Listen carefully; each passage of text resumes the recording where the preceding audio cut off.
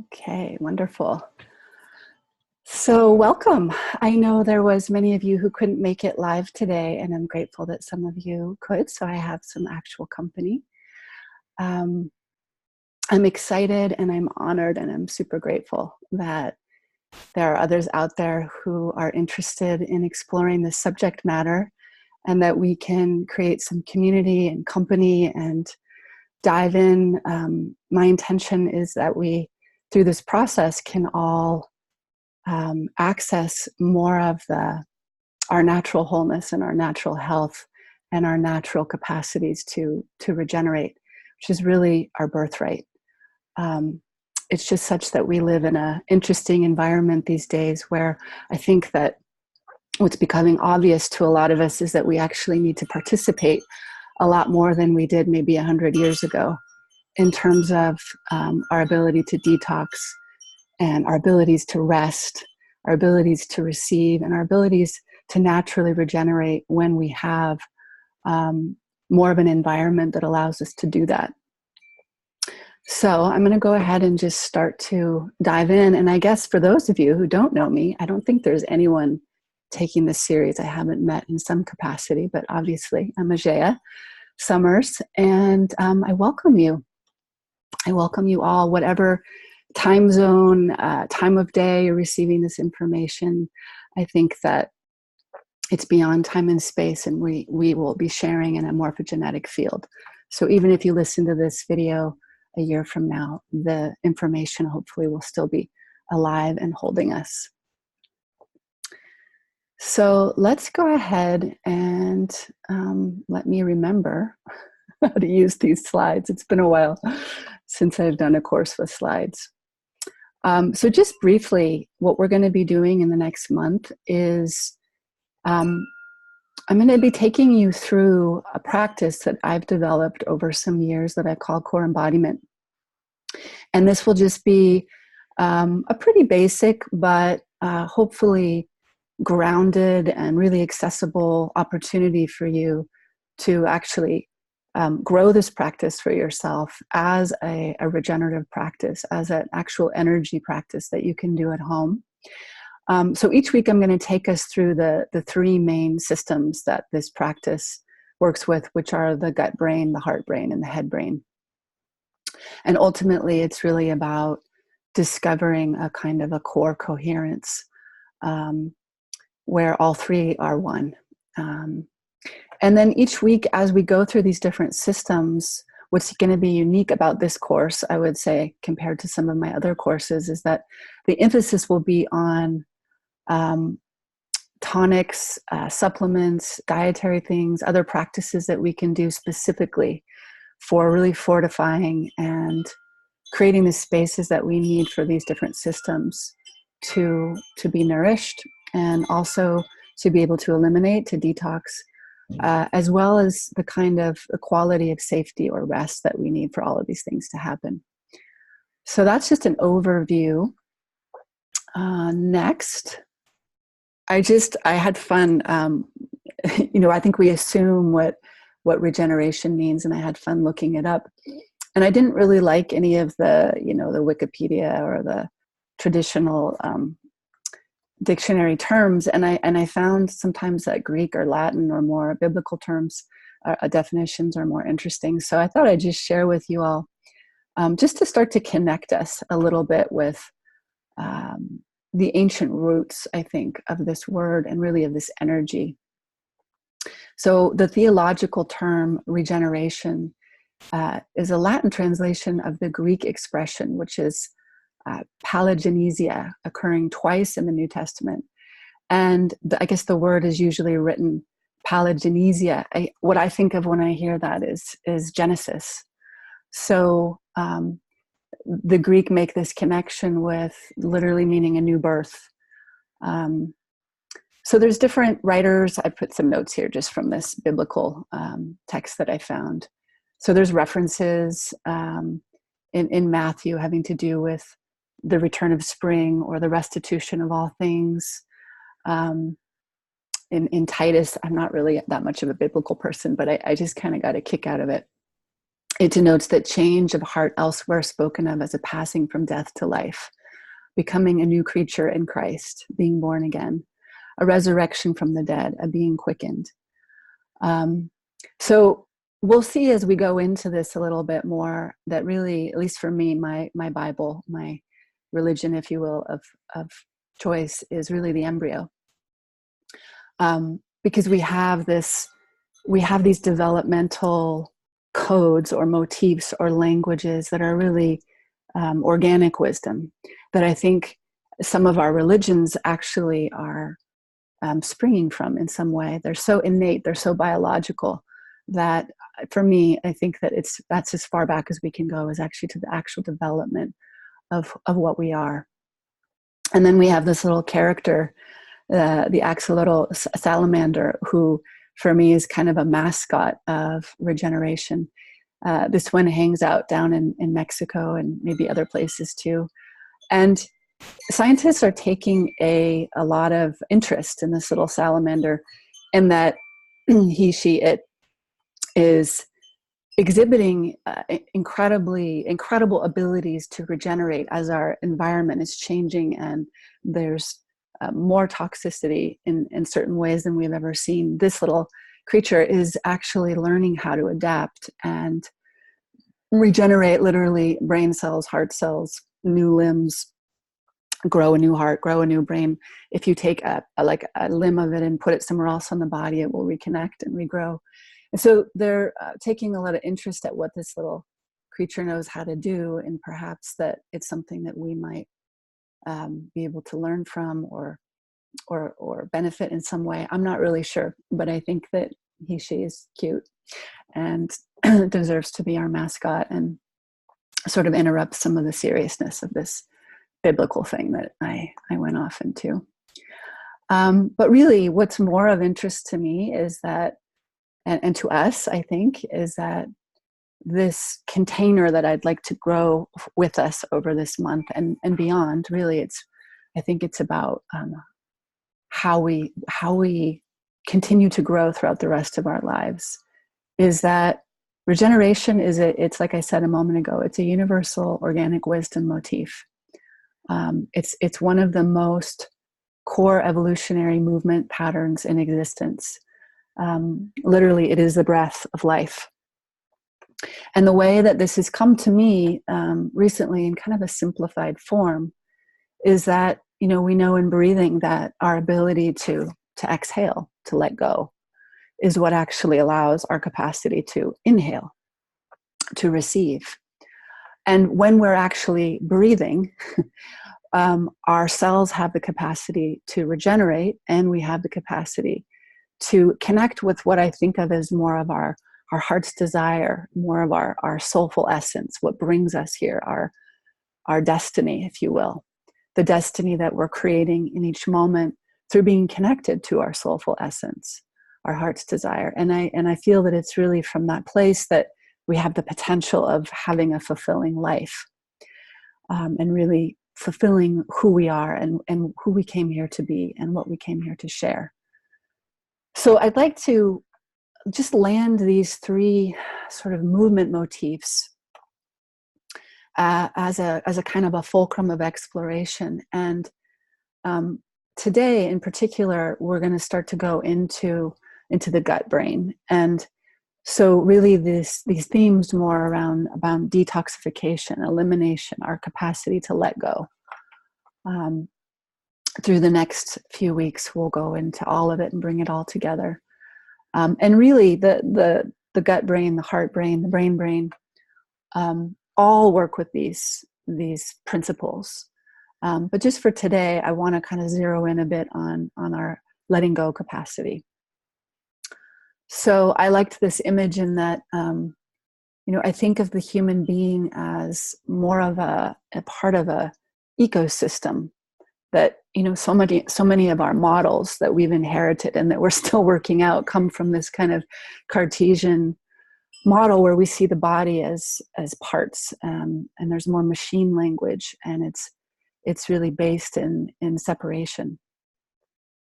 And so we lost a lot of our I think in we're still dealing with, I would say, in our current time, in our current culture, some of these perceptions. And for me, I'm someone who I like to take a stand and really reclaiming more of that. You could say, I don't really like to get into feminine, masculine, because that's a whole other thing. But in a way, the Sophia, the wisdom that is a feminine. When we think of Gaia, there's an intelligence that's sometimes called Sophia, the wisdom of nature. And really, our systems are most naturally woven into that. We are a part of an ecosystem. This breathing that I'm describing is part of this ecosystem. And we know in nature that everything is built on fractals. Everything is reflecting codes within codes within codes of information. So this picture I just wanted to bring in is a representation of how we, like a tree, have a root system and a relationship, a symbiotic, a rapport with Gaia, a breathing with Gaia, an exchange that's actually really fundamental. This bond is incredibly fundamental in the subject of regeneration and optimum health. And I think it's a bit of a lost, wisdom in our times, and something that we need to reclaim. So we'll see more of these fractals and more of this, ecosystem as we go through the different anatomies. But she's also our little mascot. So just to begin, pretty much all my classes, whether they're 9 months or they're an hour, I like to bring in a little foundation around really the basis of all of my work and what I'm passionate about. And I'm just going to do this really briefly. I'm going to time myself. I hope I can do this in like 3 minutes. We'll see. Like I said a moment ago, I studied a lot of embryology, and for me, and just anatomy and physiology and the body in general. But something happened for me early on when I was preparing to teach biodynamic cranial, and I was pretty much like breakfast, lunch, dinner for some months, just imbibing embryology. And I felt like I was, at one point, I remember walking out under the stars at night in this property that I lived up north, and I was alone. And I remember just being so awestruck, just so cracked open by the beauty of our origin story, of where we come from, and clearly the intelligence of God, of Creator at play. And I sort of had this moment where I felt like I was going to get in trouble, like I was cracking God's code, and I was almost getting too intimate with the Creator. I know it's kind of silly to say too intimate, but I just share that, and that's really how I hold what I'm about to share with you, is that for me, I don't think that our current, biology classes, or if you're having a baby and you're learning about the developmental phases, somehow, again, it seems like some of the real preciousness and beauty and sacredness got lost somewhere in the textbooks. And when I was really taking this in, it was as if my memory of my embryo and my early anatomy started to light up as a kind of sentient wisdom memory that gave me a lot of insight into what we are and why we're here, and just the genuine sacredness of having a human birth. So I want to go ahead and just briefly lay down a little context so that we understand why we're focusing as we go so much on these core systems as the core of our practice. Oops. Oh no, back up. So this first picture here to the left is called sometimes the Eye of God through the Hubble spacecraft. And I like to tell this little creation story that I think we can all remember in some way that we came from somewhere else. Maybe we don't know exactly where. But in my memory, at least, I have some recollection of coming through a kind of a portal. And I remember that in that realm where I came from, there wasn't duality the way we do it here. I remember a kind of purity and undifferentiated potential in which I was rooted in, I was lived by, I related through. And there's lots of different esoteric traditions that talk about this as the void, or, yes, the non-dual. Lots of different traditions, but let's just say for our little creation story, when you notice this picture here up on the right corner, it looks very similar to this Eye of God. And this is a depiction of an early blastocyst. So we know that to come into actual biological form, we do enter into the polarity pairs of an ovum and a sperm. And it seems to be the way around here that we have man and woman and day and night and up and down. And we like to do a lot of good and bad and right and wrong, but that's sort of, I think, up for our choice. But just to say, we learn a lot through contrast and polarity pairs. And I think that there's a holiness in this. Sometimes we might fight it or judge it, or in some spiritual traditions, it seems that we're meant to move beyond it and, reclaim or remember that non-dual reality, which is also present here. But from a biological perspective, and for this model, let's just say that for creation to come into being, we enter into this field through the ovum and the sperm and the genetic material of our parents. And that there's this beautiful thing we call conception, where this sperm has to, in a way, let go of what he was, let go of his tail. And the ovum has to completely receive him, completely receive this particular sperm. She chooses. And there's a whole dance of both of them dying to what they were in order to become this next iteration, what we call a blastocyst. And in this early phase, it's called cell mitosis. So where two cells, we explode into one cell, and then this division of 2 and 4 and 6 and 8 and on and on and on. And at this point, we are essentially also dancing in the 5 elements, which seems to be the play of this biological field as well. So when you look at this little blastocyst, we're mostly crystalline, mostly water, what's called liquid protoplasm. So mostly a water base. And then a little bit of crystalline, a little bit of structure, and some ether, some air, and an electrical impulse is present, so fire. And so those 5 elements are dancing in this beautiful cell mitosis. And right around day 14 to 17, there's this incredible event that occurs where this bioelectric tone of energy rises up through that protoplasm, rises up and then descends down, so that we begin to have what the Taoists call the microcosmic orbit. We have this ascending current and then this descending current. From an anatomy perspective, we call that radial motion. So we have, or axial motion. So we have a front, a back, a right, left, up and down.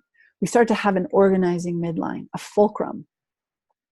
And that happens, amazingly enough, at implantation. So there's all these incredible, I think of as developmental codes or life sequencing codes that are happening here. And this is not what this class is about per se. It's what some of my longer classes are about.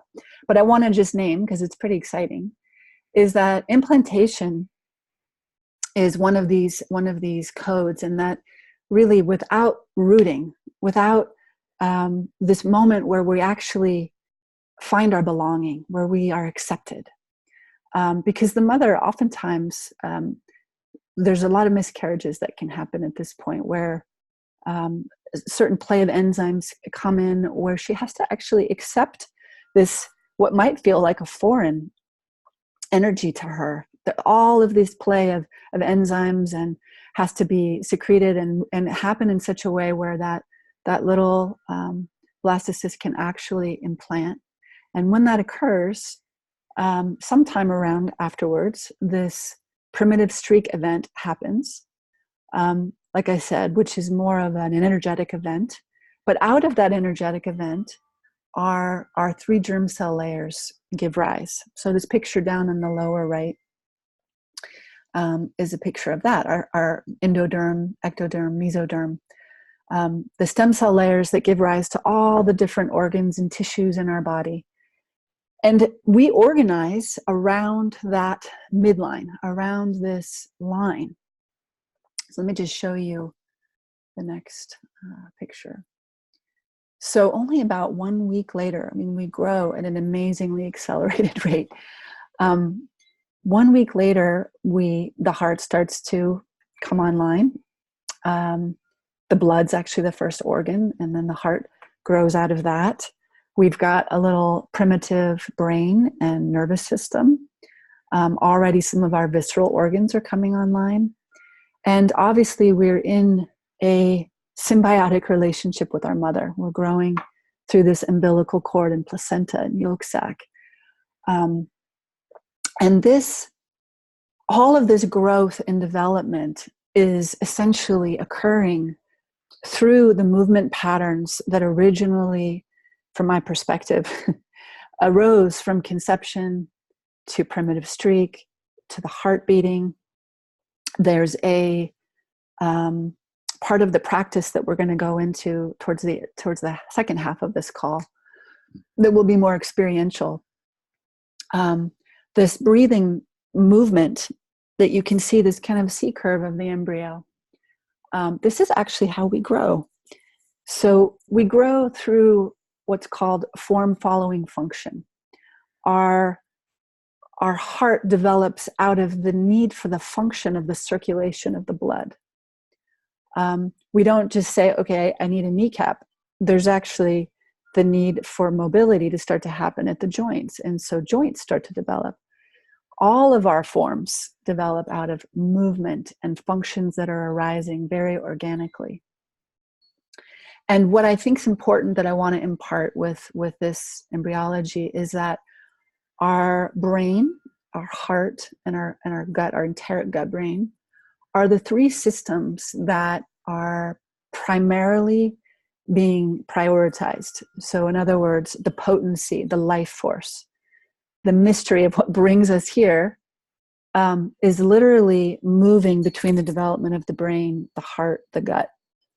And it's moving through this movement pattern of this kind of involution and evolution, inhalation, exhalation, this primary core movement that I spoke about at the very beginning. So I personally get very lit up when I see these universal motifs as something that's not just a concept. There's actually a very tangible biological basis to it. So that's why for me, the embryo is kind of my true mascot of this work. Let me see if I gave you guys any more pictures. Oh, yeah. So I wanted to just show you briefly this little video just to give you a feeling of the developmental movement that I was just speaking to.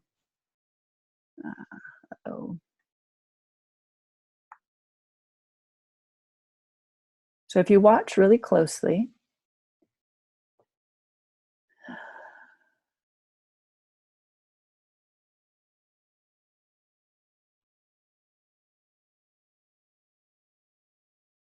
this breathing motion, the C curve motion, expanding, contracting, involution, evolution.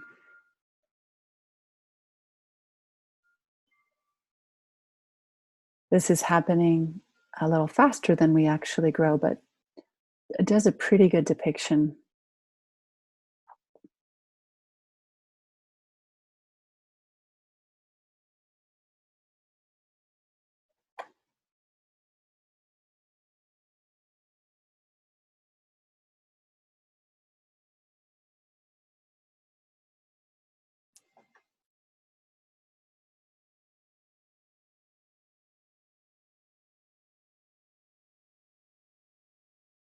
I know, it's kind of mesmerizing. Usually when I show this in my live classes, people want to see it 2 or 3 times. I think I'm just going to just play it the one time, but just wanted to give you really a feeling of what I'm talking about. I hope you did. I hope you got the feeling. And I would say that the sort of the statement, one of the key statements, the takeaway for me of the embryo is that we keep having to die to what we were so that we continue to grow and develop and become more of what we are. So, like I said, from the sperm and the ovum to the little blastocyst, then becoming, going through neurulation, and then becoming, you know, a head brain, a heart brain, a gut brain, through all of these different phases. If I was to show you, week 4, week 5, week 6, week 7, there is a constant process that happens in which these different forces from within keep having this movement to expand beyond the form that they were. So in other words, the way that we grow is we will create ourselves as a certain shape. And then we grow inside of that shape with different forces. They're called diffusion fields or metabolic fields, forces of resistance, forces of, different qualities that actually are what's needed to make a bone as compared to a tendon or a ligament or heart tissue or brain tissue or gut tissue. They're all very different qualities of tissue that, again, are being formed through qualities of movement based on actually the functionality of what's needed. And we keep transcending what we were. We keep dying to what we were. Even that moment that I described of implantation, there's a process where we are rolling down the fallopian tubes, not knowing if we're going to make it, and what I find interesting is that these early experiences and imprints that we have in the womb, in the beginning, they're metabolic, they're physiological, but really they become psychological or psychospiritual motifs. I think that as we continue to grow, and that our ability to regenerate, to really keep growing and becoming what we are here to be, we actually have to know how to die well. We have to actually have this ability to let go, to let what needs to die, die. And this is very interesting thing about human beings is that nature does this all the time. It's the most natural thing. And yet for some reason as human beings, we always find it to be shocking, as though it shouldn't be happening. And yet it's the one thing we can actually count on. It's the one thing we know for sure it's going on here, is that things keep changing. And, nature does a good job of recomposting things and growing into new forms. And what I'm trying to describe is that actually as an embryo, we know this. We wouldn't have gotten here if we didn't die many, many, many times to what we were in order to keep expanding and growing into what we are. And this is happening still as adult human beings. It doesn't stop after birth. And that for cells to renew, they go through a process of needing to die and slough off and regenerate and to grow the next. We know that our entire bodies are a completely different body after 7 years. And different tissues grow at different rates. But this capacity in us to die in order to have a new birth, what we call regeneration, is very innate. And yet psychologically, we're so cute as humans and that we kind of get in the way. And I think that the more that we actually align with this principle and get curious about it and lean into our own capacity to let go more, that starts to show us into the territory, starts to guide us more into what I think we behold and we praise as rebirth or resurrection or regeneration. The Taoists talk about like the elixirs of immortality. Well, all of those kinds of traditions, inherent in that is honoring this death process. So I wanted to just show you all a little bit of where I come from with that in terms of the embryo and what we knew from the beginning. So I'm going to move on. I know that was not 3 minutes. That was like way beyond 3 minutes, but oh well. So I'm going to just shift gears a little bit and bring us into more of the subject for today. I just wanted to lay that foundation overall. Today, I want to go into a bit of information about the gut brain, and we're only going to spend like another, I don't know, 15, 20 minutes. And then I'll take you into the beginning practice of core embodiment, and specifically related to the gut or the hara. So, the gut brain, enteric gut brain, the hara, it's known by many different names: Muladhara, the lower chakra, the lower dantian. We have many different names, many different traditions recognize that no matter what we call it, this area from the lower thigh or to the solar plexus, let's say this whole kind of lower gate, is acknowledged as a very important center in terms of our integrity, our sense of connection and ground, our sexual energy, our creative energy. I think of it very much as what I call our connection to the horizontal plane. So again, this kind of symbiotic rapport that we have with the natural field. A lot of our, regenerative and eliminative capacities are happening in this area. So this is what we're going to start to lean into. So I'd like you to just, consider, feeling back into the embryology I just shared and that original relationship that we had with our mother through our umbilicus and through the womb. We did not grow in isolation. We grew in connection. We grew in a kind of symbiotic rapport. And to me, that is part of our first imprint of actually being here in biological consciousness. And there's something very beautiful to take note about that. Again, a lot of our cultural conditioning praises, being an individual and being separate in a sense and asserting our will and all of those sort of hyper-masculine, hyper-dominating ways that we've learned as a culture is somehow what we want to be. And I know that many of us, and I think everyone on this call, or you wouldn't be on this call, that's not where you live. And so it feels almost redundant to say this, but I do want to just name that, I think after that we're born, our design is such that we are designed to take that umbilical energy from the navel, from the hara, and actually re-umbilicalize with Gaia, come into a bond with Gaia. And that a lot of our needs for nourishment and connection and a feeling of belonging actually have to do with our ability to re-umbilicalize, to feel our place here. Prior to our social conditioning and our relational world, we actually have a relationship with the biofield. And as I said earlier, a breathing rapport. And as well as, our need to eat nourishing foods and drink nourishing water and breathe nourishing air. And, we have actual needs in that sense that this physical plane, this earth plane, is providing. And so there's something very sacred and precious about being in that relationship in a really conscious and honoring way.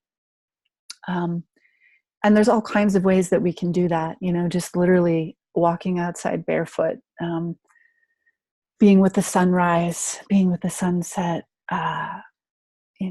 enjoying the ocean, consciously breathing the air, hearing the song of the birds. So many ways that we can just, through our enjoyment and our actual receiving of Gaia's beauty and wisdom, there's an exchange that starts to happen. We're actually giving something as we appreciate and we're present to the majesty of nature. So I just like to name that. I remember some years ago moving to Maui, and it was really clear to me that as much as I felt I was living in these ways, and there was a way I could feel that I hadn't completely bonded. I hadn't completely re-umbilicalized.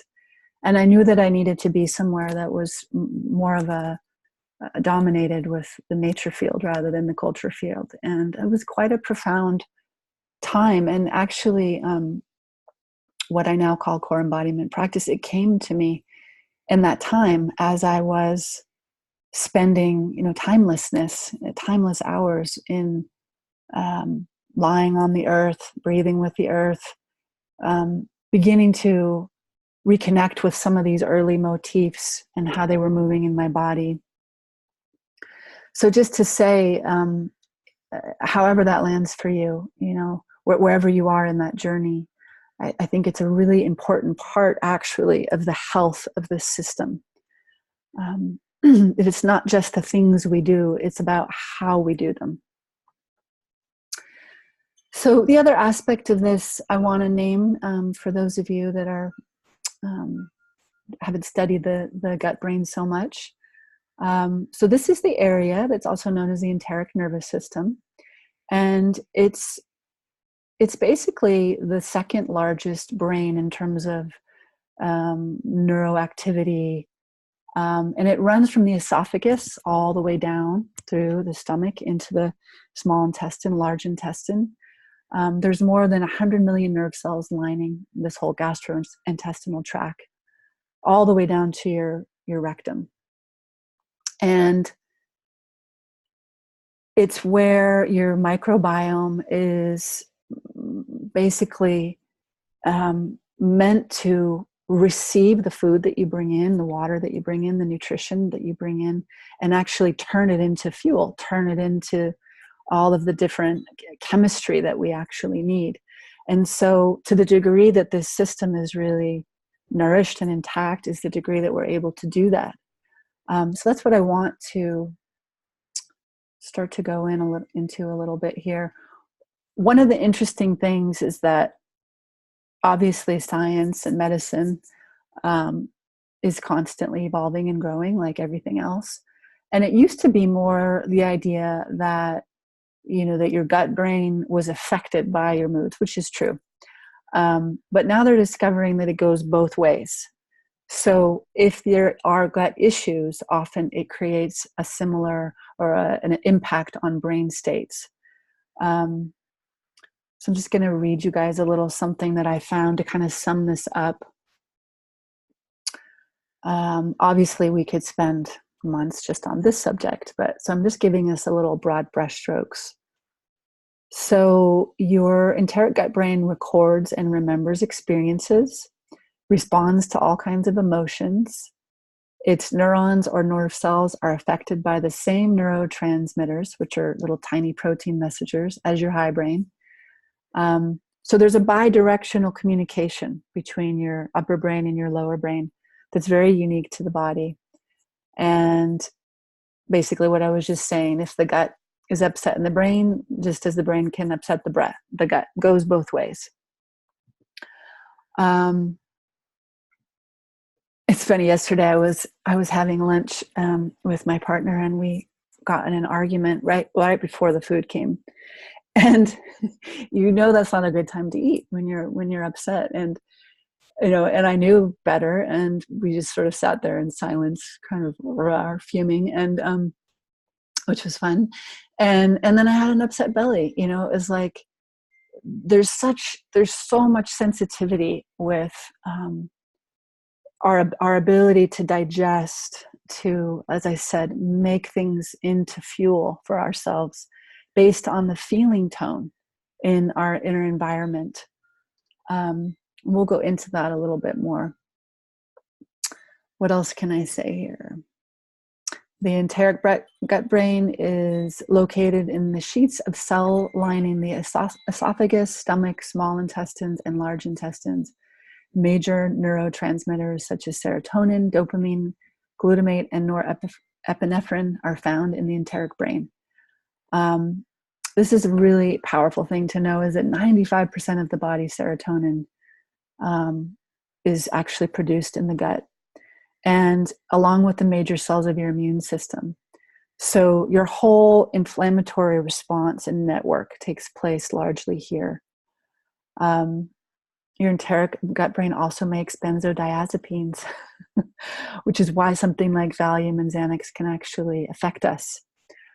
I think this is really important to understand the importance of a healthy gut in terms of our ability to have a high immune response and our ability to work with inflammation.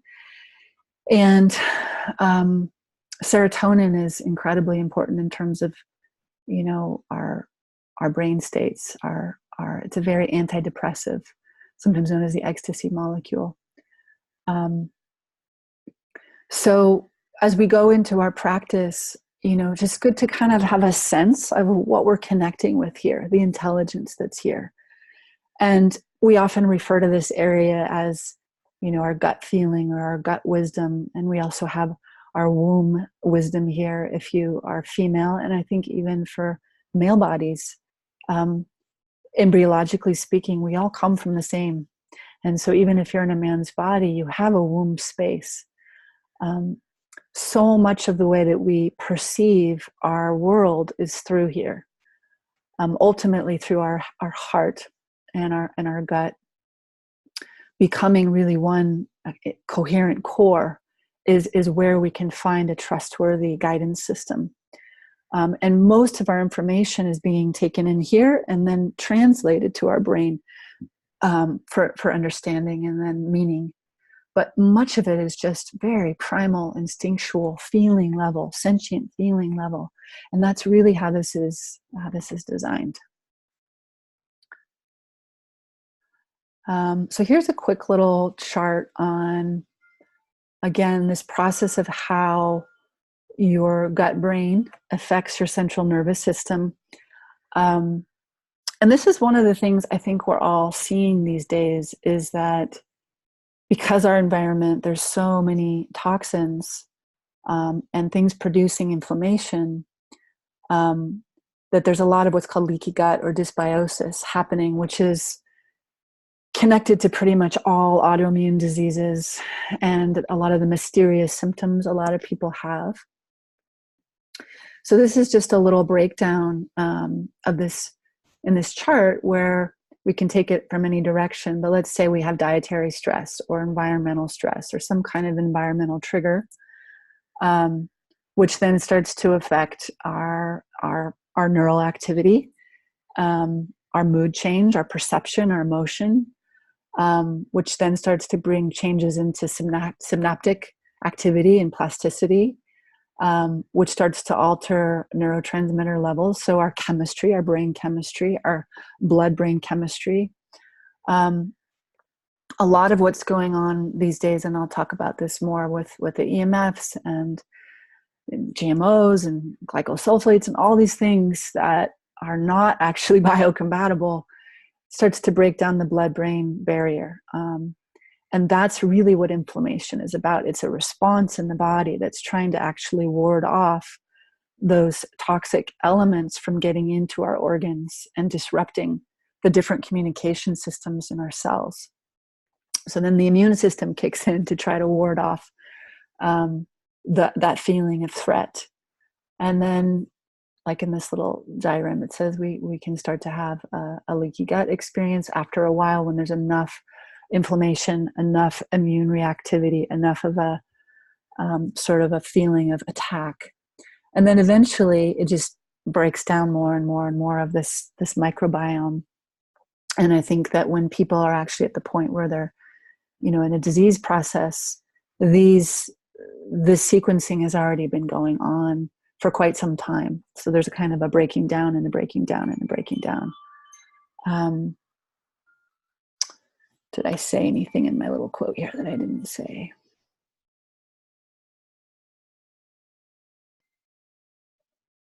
Yeah, just essentially, again, one of the really kind of modern, common symptoms a lot of people are dealing with is brain fog or shifting between anxiety and depression. And we may take that to be something that's going on here. And there's a lot of research now that's actually showing that it has to do with the gut, or vice versa. It really is kind of disturbing for me, actually, how much in Western culture we're taking these things to be normal, when they're not. It's not normal, actually, to be hanging out in brain fog and feeling anxious about your life all the time, or depressed about your life all the time. Those may be natural responses and moments that arise, but I think a lot of it is very much about our culture and the lack of understanding, again, like I said a little while ago, of actually the ecosystem that we're a part of, and biological time, biological space, biological sequencing. And so, of course, there's consequences. Of course, there's a kind of biofeedback. Our bodies are never going against us. None of our symptoms are ever about our body in some way betraying us or going against us. It is designed to be this incredible biofeedback system that's just showing us actually how to be in right relationship with who we are as our soulful essence, and what we came here to carry out in our unique expression, and to be a part of a larger weaving. And wherever breakdown is happening it's trying to show us what needs attention. So I really want to hold that context with you all as we go, that if you're experiencing any kind of health symptoms, or even if you're not, and maybe it's more mild things that you want to just up level or enhance, it's so vital that we hold the perspective of really honoring and beholding the intelligence of our bodies and the wisdom that's nature. And just starting to shift some of the ways in which we took on that separation model, where there's a kind of a subject-object relationship with our own experience. And I want to encourage everyone, to just start to lean in more with curiosity, with respect, with interest, and start to open up those communication pathways again, so your system can start to show you what you need. So just briefly, some of the really key factors that are affecting everyone, I think, in our current environment, unless you're blessed to be living somewhere like, I don't know, Iceland or Norway or Sweden, where I hear the waters are still very pure. But bottom line, we're all on the same planet, and there really is no way. And Mars isn't an answer either. But it's important just to name that, I think some of where we personalize our experience is really environmental factors that we just need to learn what they are, and actually some of the antidotes. I'll send you guys some follow-up links and things that you can keep going deeper into this if you want. But some of the key degenerative factors affecting everyone are EMFs, so Wi-Fi, cell phones, cell towers, smart meters, 5G, which is coming in many places and planned to come in, is a pretty scary thing. If you're not aware of it, you might want to educate yourself a bit. This is a whole bigger subject, and I'm not going to really take it on. I think that there's a lot of wonderful things. I'm able to communicate with all of you right now through the internet. There's a lot of wonderful things we're doing with technology, and that allows us to do. And there's ways that you can take measures to protect yourself. For example, it's said that the most important thing is that you can get 8 hours of sleep in an environment where you're not being bombarded by these things, so that your body can actually drop into parasympathetic and rest and repair. These energies are sympathetic nervous system. They increase cortisol and adrenaline, and bring us into that up, more fight or flight kind of level of our system. So in a way, we're in an environment where we're constantly kind of in this more sympathetic state. And that's part of the issue. I would say it's a big part of a lot of health issues these days, and just overall feeling of well-being. So if anybody's interested really in more detail around that subject, I have a very close friend who is a specialist. He has, people calling him from all over the world every day, and he's got all kinds of great things he can support you with. If you wanted to put a canopy over your bed to protect yourself, if you wanted to get off your Wi-Fi and have Ethernet plugins, if you wanted to know how to get rid of your smart meter if you have one, all kinds of things. Just follow up with me and I'd be happy to make that connection. And it's just not what this course is about, but it is affecting us.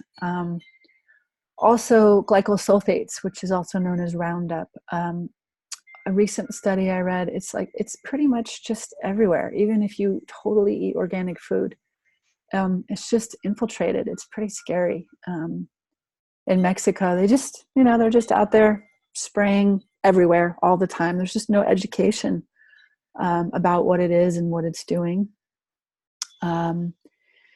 Along with the GMOs, pesticides, these are all versions of ways where our biological intelligence is being, mutated, and there's an impact. Our biology is having in it. It's having it has something to say about it.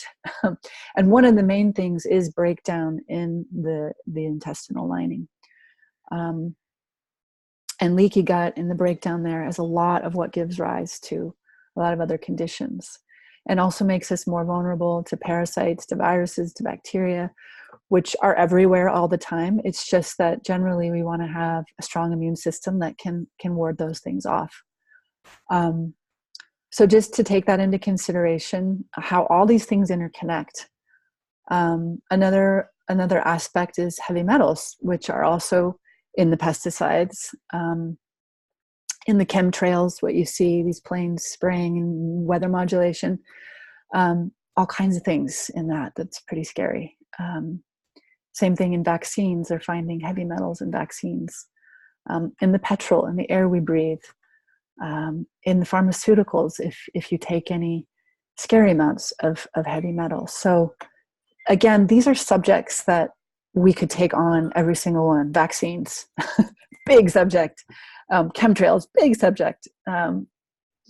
Pharmaceuticals, big subject. I'm not here to do that. I just am naming that this is part of the environment that we're in.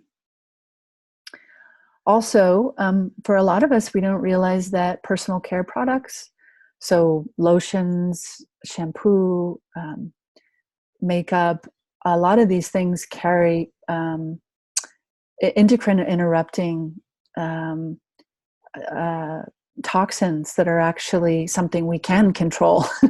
So just to name here again, and I'll send you guys some links, but any products that you use that have the word fragrance is an endocrine interrupting toxin. It's something definitely to be aware of. Things that have parabens, phthalates, sodium lauryl sulfates, propylene, glycol, formaldehyde, mineral oil, aluminum, fluoride. These are some of the main things that I listed on here that are kind of sneaky in a lot of our products, even if they say natural or even if they say organic. It's important to really look, and that those things are going right into our skin, our biggest organ of elimination. And then also through smell, so much goes in right directly into our brain through smell. So, and then also home care cleaning products. I'm going to send you guys a list, but same kind of thing. You can think that you're buying something organic or natural or biodegradable, and sneaky little nasty guys get in there. So these are areas that we actually can really affect our environment. And so I just put them on there in case you're not aware. And then just to continue to wrap this up, obviously another area that we can have somewhat of control over is our habits. So our eating habits, our sleeping habits, our exercise habits, our work habits, our relational habits, all contribute to more of our personal environment and the way that we're being impacted with those choices. And I would say that, all of these together add up to what we call stress or inflammation response. And that's really what we want to learn how to lessen, so that we within this larger environment that we're affected by, we can start to create almost like, I don't want to say a bubble, because we can never really live in a bubble. But I think we can, like I said, make choices where the impact of this larger field, we have a greater resilience and greater capacity to regenerate within it. And a lot of it's just education about our choices. So that's kind of an overview of the environmental factors. And I want to go into, really the core of this. And I hope we can go into the core of this as this month unfolds. I would say that this is really what I'm most passionate about, is that our inner environment is really how we relate with our own being, how we breathe, how we perceive, how much we have a sense of being held by love, by a larger intelligence, how much essentially we feel safe. Because if we don't feel safe, it really doesn't matter what you do in terms of that list I just gave you. If there's an underlying field of tension or protection, then it's pretty difficult for us to actually detox and eliminate and let go. And pretty difficult for us then to rest or repair or regenerate or begin to even connect with our heart's desire, our greater fulfillment. And so the ground of our being having a felt sense of safety is so unique for each person. But what I noticed a lot in my work and my practice for like 25 years now is that in general, as human beings, when we get in touch with something that we want to change, about ourselves, about another, about the world, we tend to go at it with a kind of violence, where we're wanting to fix it or get rid of something, or and that quality is the antithesis of the quality of environment in which actual change or transformation or regeneration occurs. So I just want, for now, maybe we can let the word safety and how we create safety for ourselves be a kind of inquiry. Because like I said, it's very unique for each of us. And one of the beautiful aspects of intelligence about our biology and about our heart, which we'll go into a bit more next week when we go into the heart, is that we will always only, basically our habits and our patterns are there to serve this feeling of safety. So in one way, this is going on all the time, no matter what. You can just trust it. Let me see if I can think of an example. I sometimes teach these little live groups in Berkeley, little intimate group gathering of people. And I'll sometimes guide them through a meditative practice. And I'll say, open your heart as much as you want to. Experience your heart as open as it is. And just this permission, often when we're in a group of people, we have these ideas, especially in spiritual circles, that our hearts should just be open and we should be loving and kind and generous and all these things. And I think that if we lean in a little deeper and we're actually intimate and present with where we actually are, how open our heart is, how much we're actually able to feel a sense, like I said, of ground, of belonging, of I'm with me, I got me as I am. That is the feeling that actually allows my system to feel safe, to open more. But if I'm pushing in some way, or I'm efforting, or I'm in some subtle kind of inner violence towards myself, where I have a critical lens, or I'm carrying out the way that, some of my early imprints from my family of harsh perceptions about what I should be or what I shouldn't be, or, all of the stuff that we take on as our conditioning, it shuts down the field in which safety, the felt sense of safety, arises. and contribute so much to the fight or flight feeling, the stress response, inflammation, on and on and on. And so I can't really reiterate this part enough, in that just want to invite you all just to explore, what does safety feel like to me as you're engaging with your partner or a friend or in a work situation. Notice where your gut is relaxed or not. Notice where your heart is relaxed or not, where your eyes are squinting or not. Notice how much you can let yourself be as you are, and just get curious about where those constrictions might be, where you withhold, where you extend, and just see if you can kind of bring a freshness to it, this whole relationship to safety. And next week we'll go a little bit more into that in terms of our relationship to the vagus nerve and how it has a lot to do with it in our from a more of a biological perspective and relational perspective. So I'm just going to wrap up this part of our class with this final piece, which is that some keys to regeneration in our environment and all the things I just mentioned. Some really key supplements, tonics, and we're about to go into more of the energy practice, specifically for working with the gut brain. Maybe many of you have heard about celery juice. It's quite a thing these days. But I can say firsthand that it's been very transformational in my own life and experience. And there's a wonderful man out right now, kind of being a revolution in the medical world, called the medical medium, Anthony Williams. Plenty of information you can find with him online, all kinds of podcasts and books you can order. He just published another book specifically on celery juice.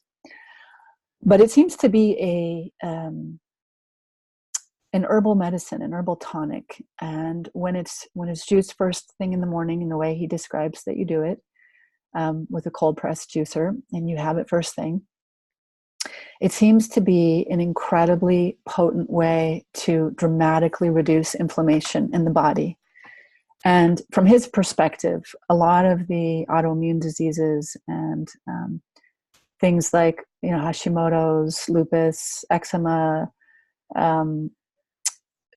chronic skin conditions, psoriasis, gut issues having to do with what's it called? It's on the tip of my tongue. Anyways, gut issues in general, let's just say. This stuff is a miracle in terms of reducing inflammation, and what's at the root of it, in his perspective, is Epstein-Barr virus. And you can go down that rabbit hole if you want and see if it resonates for you. It's been a really important part of healing and regeneration for me, and I think it's important to find your own relationship to exploring it if you want to. So again, explore Anthony Williams, medical medium, celery juice. I can just say for myself that I had a developing chronic neck pain from inflammation over some years, and nothing I would do would really alleviate it until I started drinking celery juice. And within a couple months, just pretty much gone. I was diagnosed with Hashimoto's about 4 years ago. I have 0 symptoms at this point, and I don't plan to again. And I did lots of different things, but I would say that this was the real kicker, the real kind of miracle. And I think a lot of his protocols are really interesting, so I highly recommend looking into him. Another thing is green barley grass juice, which is another wonderful way to decrease inflammation and also Epstein-Barr. I like to use it with MSM and lemon as another kind of early morning way to cleanse. Also great in the afternoon.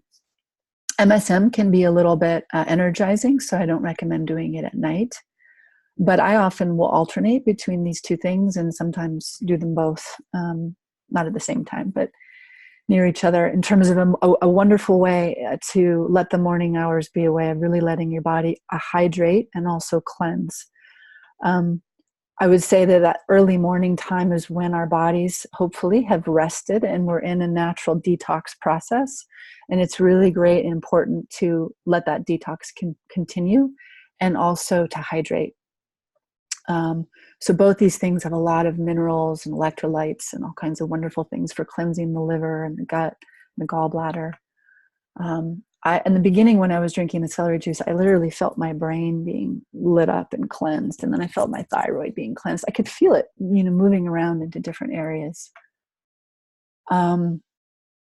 Restore is a wonderful product. It's just called Restore. You can buy it on Amazon or reach out to the company. If you do have more chronic or severe gut issues, or you have leaky gut, wonderful product for specifically clearing out the glycosulfates as well.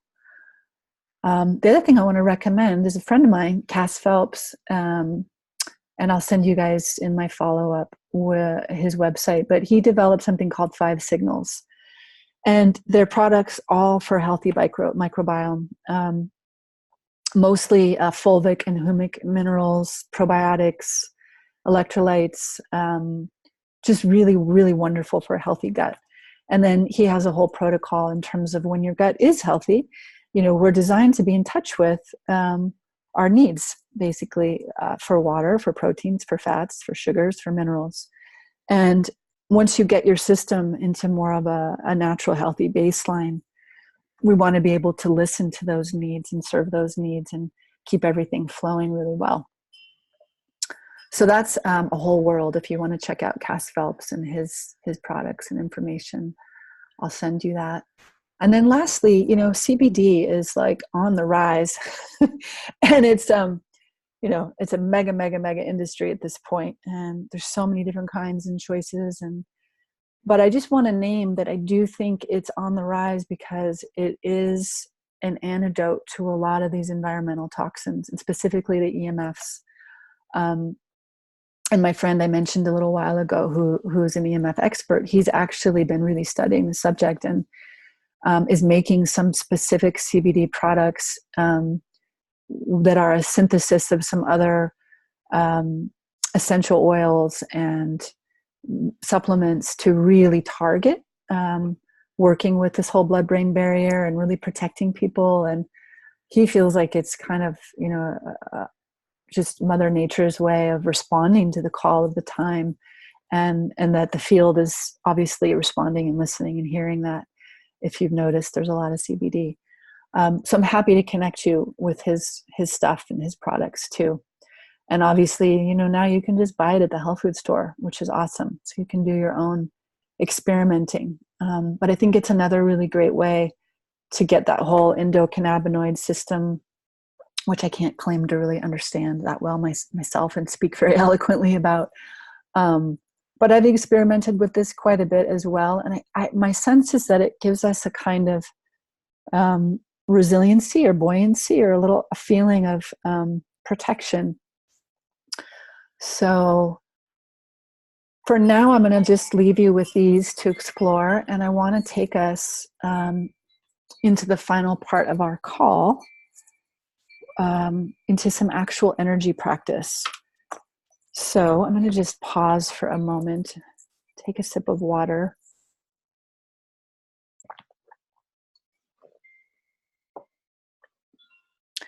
And, normally I think I would bring everybody back in and see if there's questions, because I know I gave you guys a lot of information. I feel like what I'd like to do right now is just shift gears and kind of take us out of the head and more into our breath and into our core, and start to take some of the information I shared into more of an embodied experience. And then let's see at the end if there is still any questions or anything anybody wants to bring in. And then, of course, you can always, reach out to me during the week, email me if there's questions that came up or things you're not tracking that you want me to cover more thoroughly. So for this practice, I'm excited to share with you. Today, I'm just going to go into the first part of it, which is really working with the hara, the womb space, and this symbiotic rapport with our earth, as I spoke to. So I would suggest in your space getting a drink of water or whatever you need to do, or wiggling around a little bit, and getting comfortable, sitting in some kind of a fashion where you can feel your sits bones. So you can be in a chair, you can be cross-legged, but better to be sitting vertical rather than lying down for this practice. We want to actually be able to access our spine in a vertical way.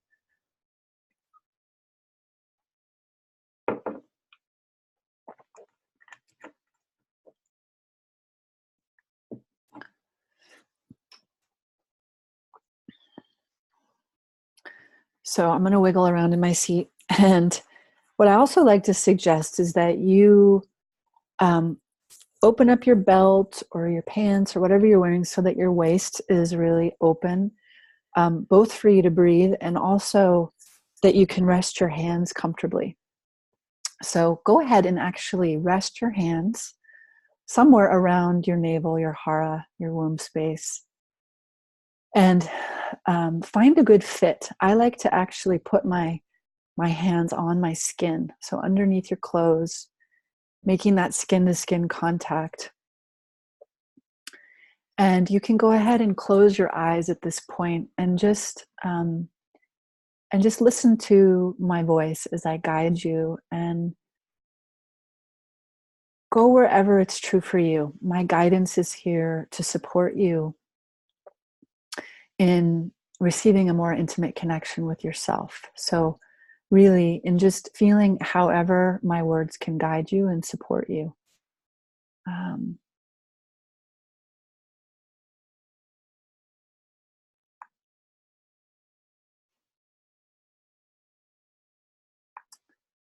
Let's see, I just screwed myself up.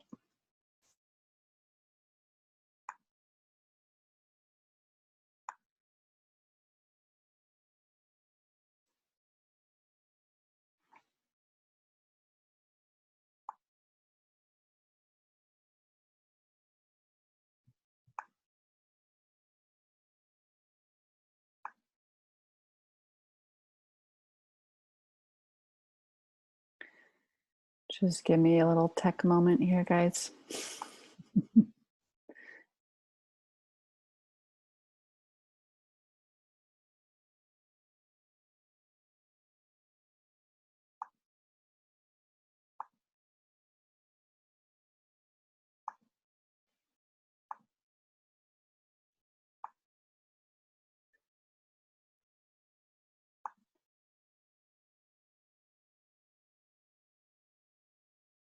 All right, never mind what I was trying to do there. So hands on the belly, feeling your sits bones on your seat. And you might just wiggle around a little bit so you can feel those sits bones. And let your attention just start to drop in. So you're feeling your hands on your belly and feeling your belly, feeling your hands.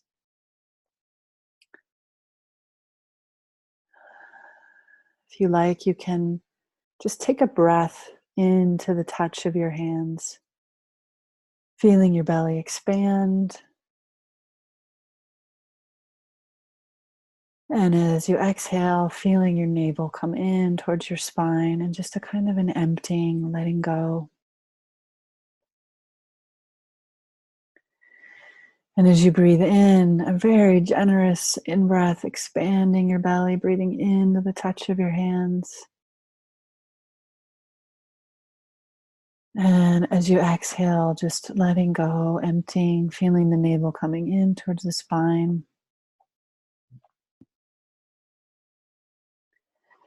And start to allow this very gentle kind of rocking in the pelvis. So as you expand in your belly, expands, just feeling a subtle little arching in the back, little rocking of the pelvis. And as you exhale, just feeling the navel coming in towards the spine, a little bowing of the back. You may even feel a little subtle bowing of the head. So remembering those pictures of our embryo and that C curve and that original breathing motion.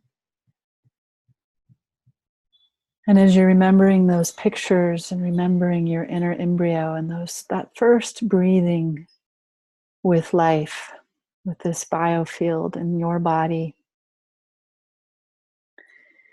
we'll just begin with a prayer, kind of an invocation as we continue to breathe and expanding the belly and feeling your hands, enjoying, surrendering into this breath, and feeling this prayer of just our gratitude, our innate gratitude for being alive,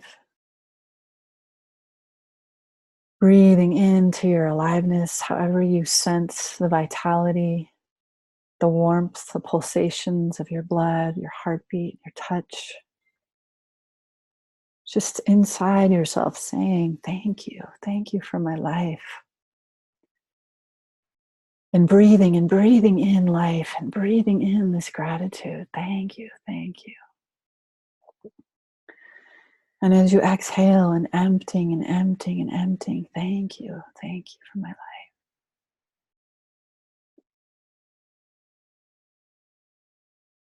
Giving yourself with your breath the space to be here, letting yourself expand into your shape, into your form, into your body. By really letting your breath be generous. So as you breathe in, continuing the subtle rocking of your belly, expanding, a little arching in the back, like you're really into it. You're into you, you're into your breath. I'm here. Feeling your touch, feeling yourself here. Thank you for my life. And exhaling and letting yourself start to drop into this more tender, kind of vulnerable, open intimacy with what being you is, being here is, just the feeling of it.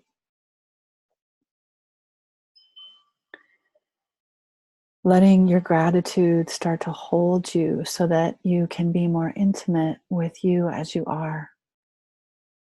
Breathing and expanding into all the sensations, your sits bones making contact with the ground, your hands on your belly. Exhaling and letting go, this subtle flow of life force starting to rise up from beneath you.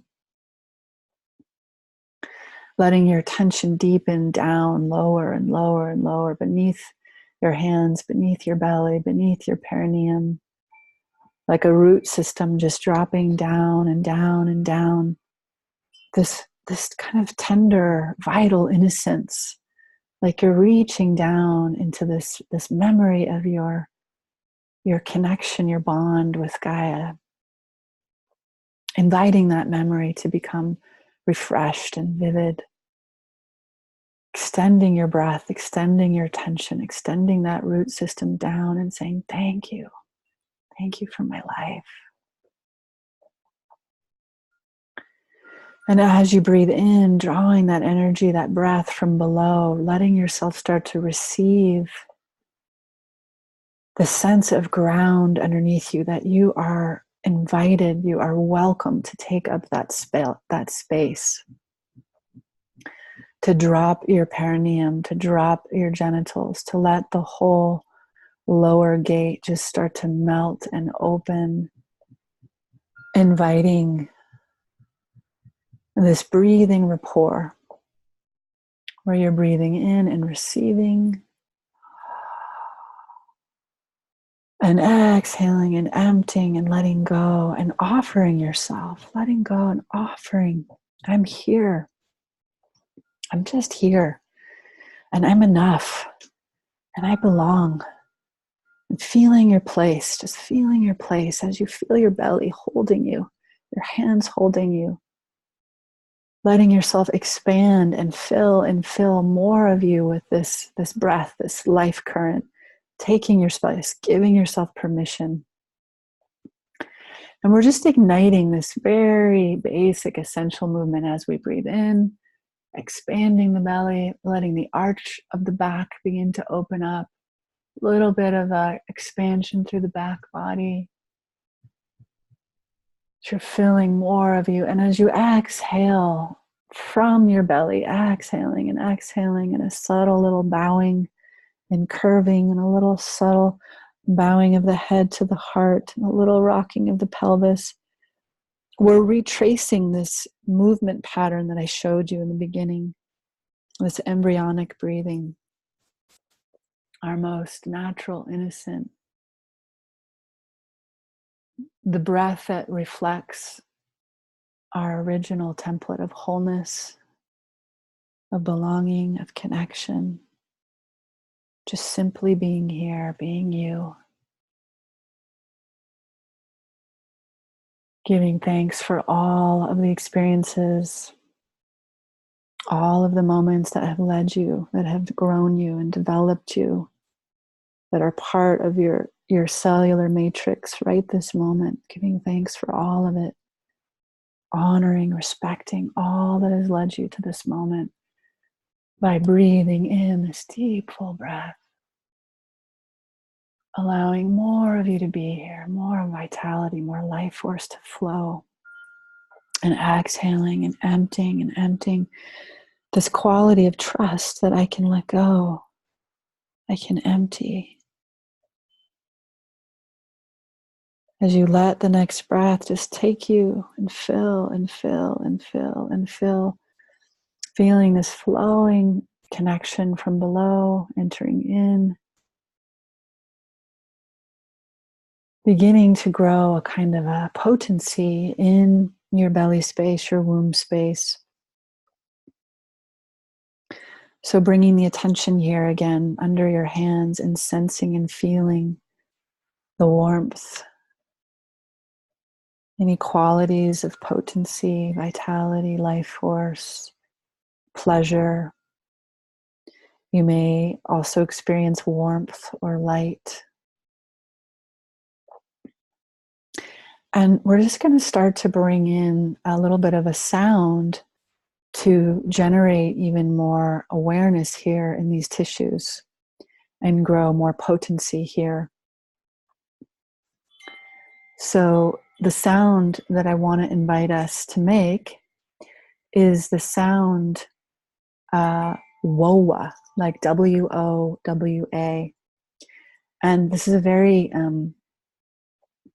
primordial sound, ancient sound, without any particular esoteric or Sanskrit tradition. This comes from Continuum, one of my background practices.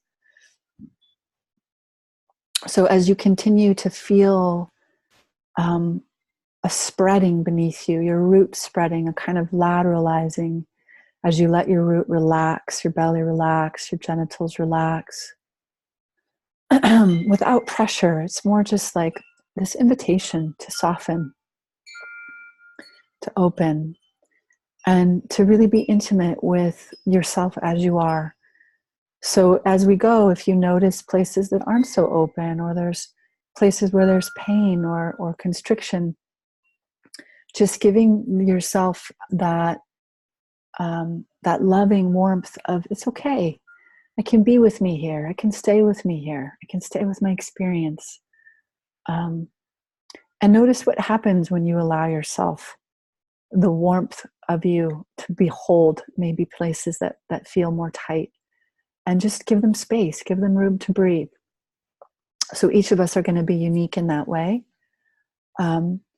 As we bring the sound in, the sound has a very powerful way of beginning to dissolve any old structures or tension patterns or ways that we've been breathing, or identities, ways we've been taking ourselves, who we've been taking ourselves to be.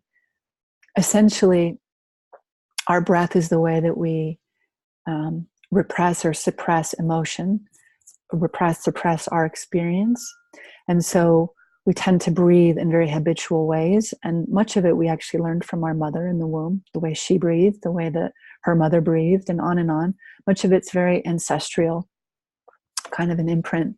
So to really reclaim your breath is a big part of core embodiment. To really embody your core has a lot to do with reclaiming your breath. Not to make any breath and way habits of breathing that you've taken on good or bad or right or wrong. We're just coming in here with kind of in a spirit of research and in our laboratory and exploring and possibly discovering the access from which a lot of what we call regeneration occurs is really about cellular breathing. So to have a deeper capacity for cellular breathing, we want to start to open our lung breath and this whole core between the gut brain and the heart brain and the head brain. So here we go. This WOA sound, I will bring it in, and then you can just start to join me in your own timing, your own pace. And there's lots of different tonalities you can play with here. And the idea is that it's a shape. We're creating a new shape in our tissues and in our breath. And in that, we may have a new experience of ourselves. So WOA.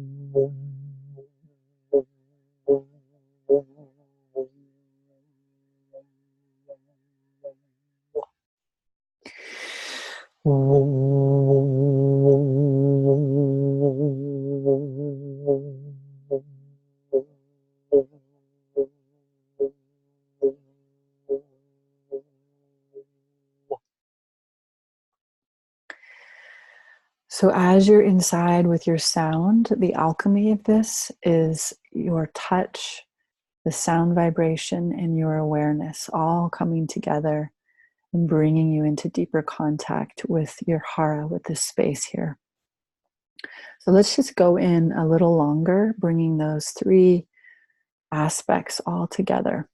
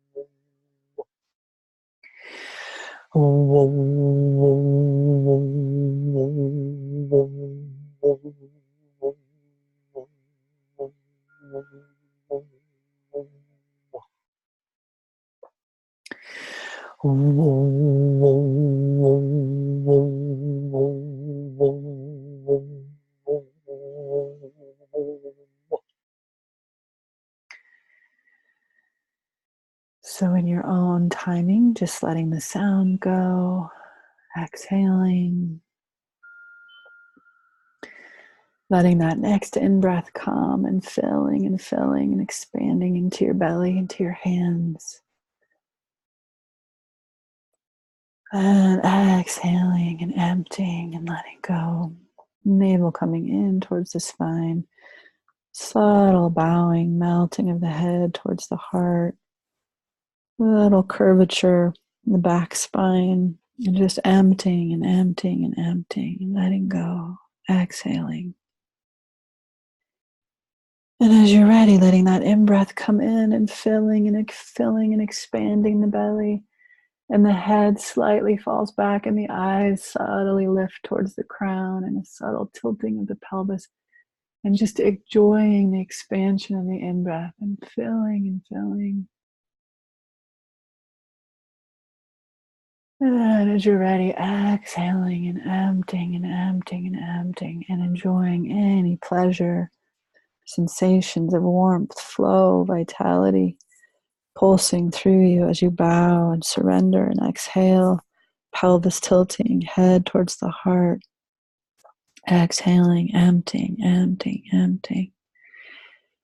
And one more breath, filling and expanding the belly, starting to feel this fluid motion up through the spine, just unfurling your spine like a fern frond, expanding through the chest, the lungs, the clavicle, the throat, letting the head fall back, the eyes towards the head, lifting, reaching, enjoying.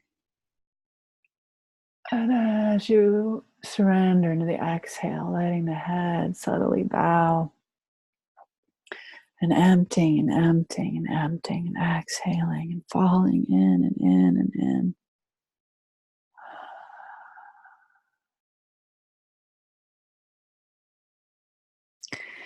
And your next in-breath, we're going to do something a little different. I want to invite you to just expand and fill and fill and fill and fill and fill. And when you get to the top of that full breath, squeeze your perineum, squeeze your root, hold everything in really tight and pull the energy up and hold your breath for a moment, bringing the eyes to the crown of the head, squeezing everything tight into the core and letting the eyes roll up and just holding the breath.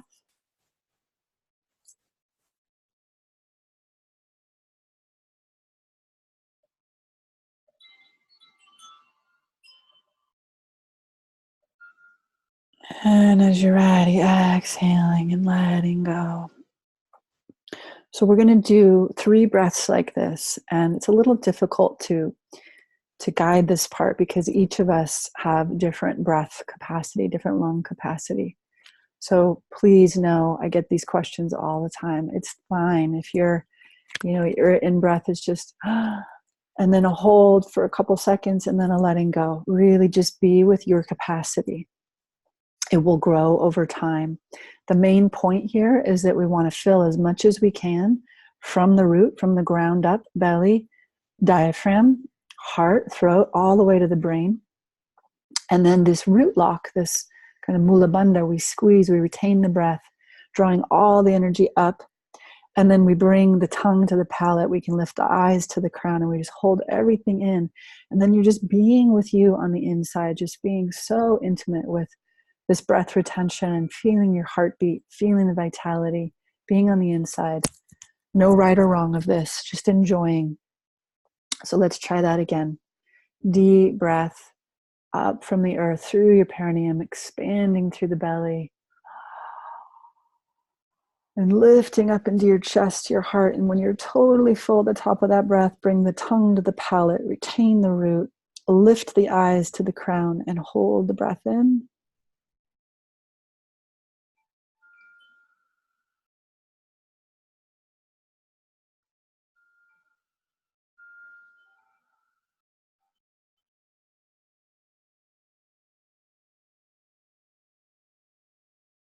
And exhaling as you need to, and just emptying and exhaling and exhaling, emptying, emptying, emptying.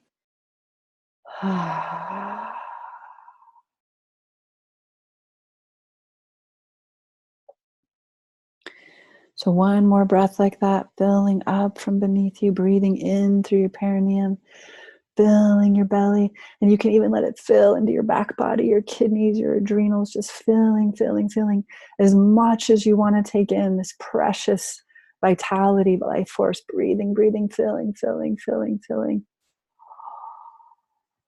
And when you're ready, squeezing the root, bringing the tongue to the palate, lifting the eyes to the crown, squeezing everything into your core and being on the inside.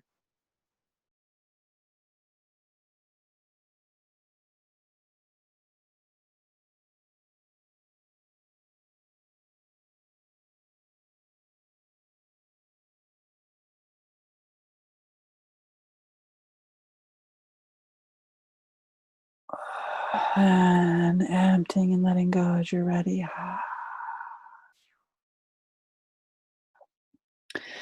So the practice is technically three of these breath retentions. I want to go ahead and let's just do one more because I know you're all learning, and I've been explaining.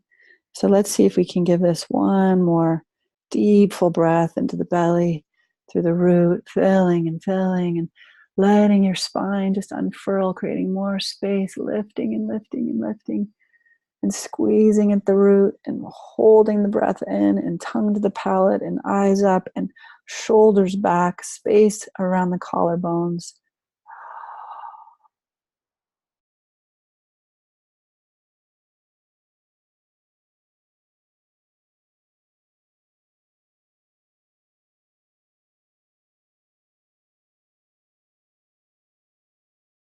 And exhaling and letting go.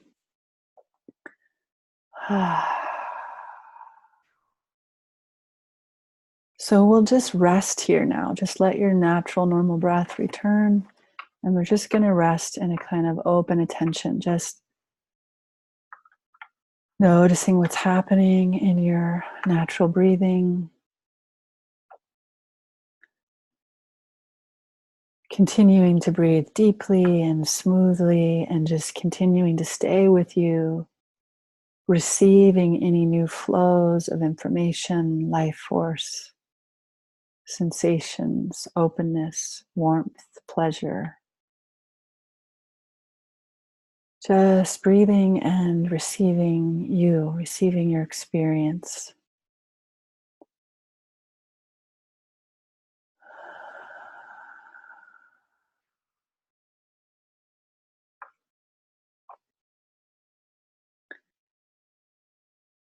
Enjoying any new qualities of rest, openness, warmth, pleasure, sensations of wholeness, vitality, connectivity. Can let your awareness spread beyond your skin. Just notice any sounds from nature that may be coming to you. Notice any ways in which your system is naturally in a deeper rapport with the biological field out beyond the walls of your home.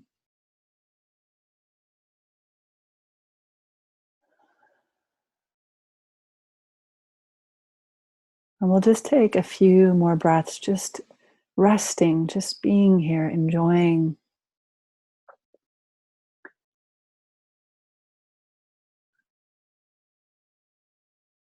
Any new sensations, new perceptions arising in your experience, new waves of information. Just being here, receiving you.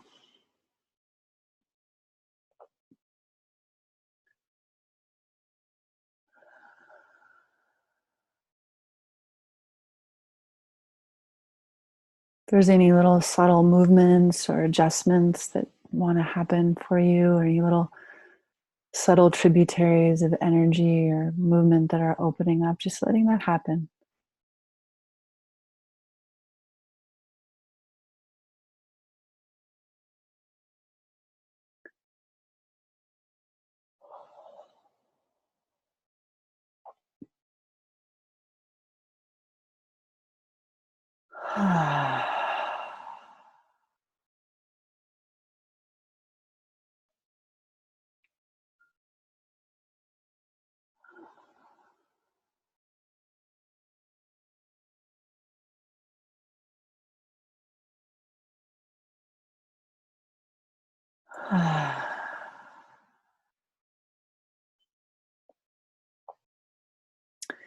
So I'm going to go ahead and just start to slowly bring us back. I invite you just to bring a little touch to your body, maybe a little massaging of your legs or a little massaging of your ears. Sometimes it's helpful to rub your hands together and just let your hands touch your eyes or your face. Just bringing some contact. And saying hello and thank you to your beautiful body. Appreciating whatever this first experience has been for you.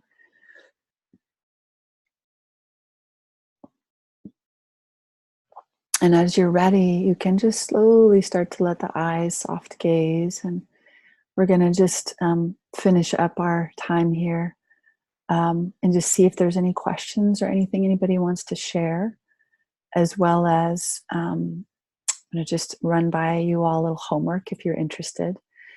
And I just want to say thank you for going on that little journey with me, and know that we'll have lots of opportunities over the last month. We'll just keep growing on this practice. And by the end, you'll have the full practice of working with the gut brain and the heart brain and the head brain, bringing the whole practice together. So no worries if that didn't feel super easy, or if there was some awkward places, or if you have questions about the sound, or all the normal things that come up. I welcome your questions, and we can totally fine tune and nuance so that you get it. So just a couple more slides here. This is a quote I thought was a good idea, but I don't really feel like it at the moment, so I'm going to just skip that. So just some simple homework, if you like. I just encouraged you all this week, if you felt like exploring your relationship currently, with just noticing what it's like for you to let go, this motif of letting go, whether it's your exhale, or perhaps something relational in your life that you're in a process of letting go around, or a thought form that's recurring that you need to let go of, or maybe a relationship with some aspect of your diet, or some aspect of a habit in your life that, we know where these places are where we might have a lot of ease and just letting go. And most of those places we don't even think about, or we don't have a lot of awareness about. And then we notice the places where maybe we're a little bit more challenged and letting go. And the breath is really a wonderful teacher in terms of just in each moment showing us, am I exhaling? Am I actually letting go? Is there space for my in-breath to come? So if you feel like just bringing a little extra illumination around what's your relationship with letting go, without any judgment, just curiosity. And then also this movement, this core movement that we did in the practice and that I described in the embryo, this universal motif really of regeneration is letting go. And then this quality of the pause or resting also shows up in our lives as, the time when we sleep at night, or when we take naps, or when we actually just do nothing and rest. Rest with a beloved, or with a friend, or with our cat or a dog, or, just even as we're in motion in our days, a quality of resting in yourself, actually being where you are. Super important motif in terms of cellular repair and regeneration is our capacity to rest. And then also this energy of receiving. Our ability to let go, our ability to pause, to rest, has so much to do with our ability to receive, to let that in-breath come. And this is also a huge topic, for a lot of us, our ability to receive the blessing of who we are, of our own goodness, of our own nature, of our own beauty, of our own love, to receive the blessing of beloveds in our life, to actually receive the nourishment of the foods we're eating, to receive the nourishment of the air we're breathing, to receive the pleasure of taking a shower, or hanging out with our dog or a cat or a bird, or receiving the blessing of taking a walk, and being with the wind in the trees, or the movement of the clouds, or there's so much. Our senses are designed exquisitely and put us in this world of sensate experience, with this incredible capacity to receive information, to feel. So if we're not doing so well on the elimination part and we're just filled up, it can be difficult to receive on lots of levels. So just with love, with curiosity, exploring kind of where you're at with these energies in your life, and just kind of getting to know yourself more here currently. And then finally, this inquiry around how you create safety for yourself. I would say that this motif of this regenerative capacity, this breathing motion, has a lot to do with how safe we feel. And really, we can't rely on the world to provide safety for us. That is 1,000% of the time not its job. Our environment, is not going to provide it, whether it's our relationships, which are unpredictable, the larger field of environment in terms of toxicity that I was describing. It's not something that, we can ask for safety. So many factors in terms of the sort of divine Leela of this, where we are, that, it doesn't seem to be its job to provide safety. And yet there's a deeper, I think it's kind of a koan is, how do we create safety for ourselves within this setup? And I would just invite you to explore this in a way, not so much from your head, but just more from a feeling place of just noticing places or spaces or people or moments or qualities that you actually notice, like, wow, I'm feeling safe right now. I'm actually kind of open and relaxed and available. Or other moments or environments or thoughts or ways that you're being on the inside where you notice, wow, I feel constricted. I feel closed. I don't feel very available. I don't feel safe. And just starting to get to know, like, what do you need? What are the kind of special ingredients that are there for you that give you a feeling of safety? And I want to keep growing this throughout the course. But just right now, if you like, as our first week, just start to explore your relationship with these aspects of you, if you like. So I'm going to just finally here open us up. If anybody's still here and wants to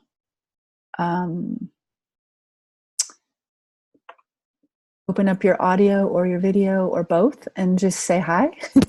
And if there's any comments or questions or anything that you want to bring. Hey, Jaya. Hey. Hi. Hi. This is such a lovely way to wake up. Oh, yay. For me, I just set my alarm for 5:15, and it's been my 6 a.m. to 8 a.m. time. Nice. Yeah, I felt like a little, and at the first thing I thought, oh gosh, I'm on the computer right away at 6 a.m. But then as we got into it, it was just being with you and the pace and the rhythm that's in your being as you're delivering this material was just so yummy. And Aww. I feel really grateful. And I'm glad that I'm doing this right now. I'm in a strong transition in my life, and feels really good, really supportive. Yeah. The only particular question I had was, I don't really know what MSM is. I hear people talking about it, but I don't know what it is. Yeah. So MSM stands for something like methyl sulfur something or other 8. And it's basically sulfur. And it's really vital to our organism. It's what is in why people go to, hot springs. And often sulfur is one of the strong minerals that are in, not all hot springs, but there's a hot spring up north. What's it called? Wilbur has a lot of sulfur. And I remember being there years ago and going, so why is this good for us? Right. And, off the top of my head, I can't give you, I can put that in our homework notes. I'm going to follow up with some links and different things. And I could send you, because I can't retain all that in my head. I just know in my experience that it's one of those minerals that's behind so many biological processes and is really important. And also my experience is that it's been really helpful with inflammation, and that's why I recommend it. And energy levels in general. I like to do it in the morning. In fact, after I finish this call, I'm going to go make some barley grass and MSM and mix it up. It's just incredibly alkalizing. And I think it's a pretty key in terms of regeneration. I mean, there's lots of things many directions you could look, but I wish I could retain all the, like, smarty pants stuff and I could tell you more, but I'll send you some information so that part of your brain that wants to know can go, oh. Okay, great. And also in Cass's stuff, the 5 signals, I'll send you guys that link. He has a version of it that he sells that's really pure. You can also get it online on Amazon, all kinds of different. I just recommend getting the organic version because there's lots of them out there. But I know his products are really pure, and he does have a thing on there with more detail. And okay, great. Thank you for that. Yeah, thank you for the whole experience. Yeah, I'm so glad you're here. Sweet.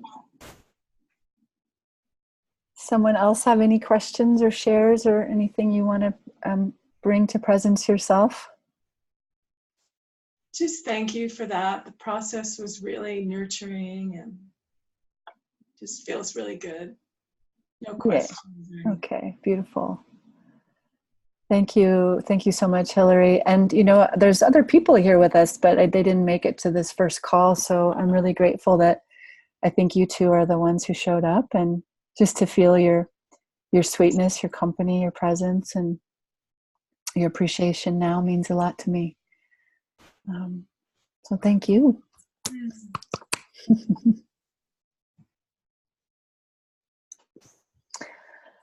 All right. It's always a little bit of a journey to have 2 hours to bring all this. So we did it. May it metabolize well and integrate well. And like I said, I will follow up with more detail on some of the things I didn't go into detail in terms of those products and links and places you can go to learn a little bit more on what's regenerative and what's not, in terms of household items and fragrances and all those things. And then I'll see you guys next week. We'll go into the heart. That's good. Okay. Enjoy your day or your evening or wherever you find yourself. And I send you my love and my gratitude. Thank you. Bye for now. Okay, bye for now.